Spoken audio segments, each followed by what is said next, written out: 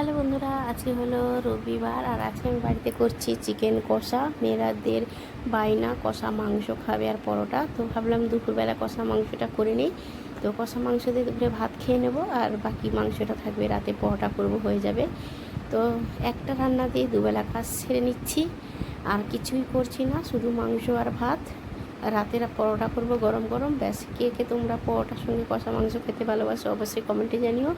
আমার মেয়েরা কিন্তু কষা মাংসর সঙ্গে পরোটা, রুটি, লুচি যেটাই দেবে ওরা খুব ভালোবাসে।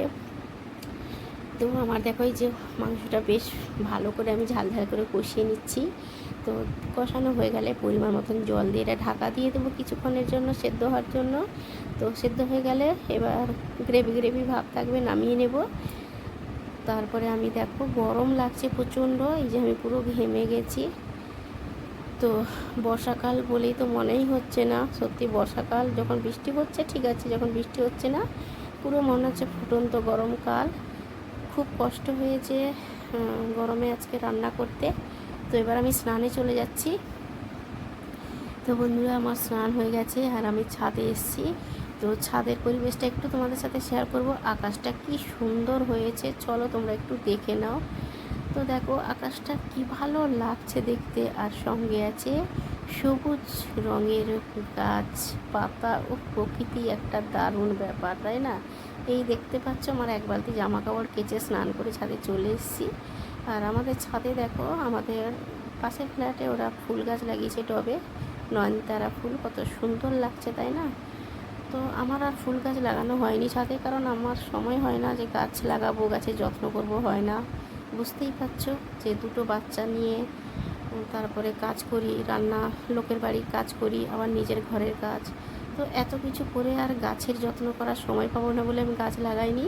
তবে একটাই গাছ আছে আমার, তুলসী গাছ আর হচ্ছে অ্যালোভেরা, মানে একটা টবের মধ্যেই তুলসী গাছ লাগানো আছে আর অ্যালোভেরা লাগানো আছে। ওই একটু অ্যালোভেরা জেল মাঝে মাঝে চুলে লাগাবো তার জন্য অ্যালোভেরা গাছটা লাগিয়েছি। আর তুলসী গাছ আছে যেহেতু ঠাকুরকে দিই তাই জন্য।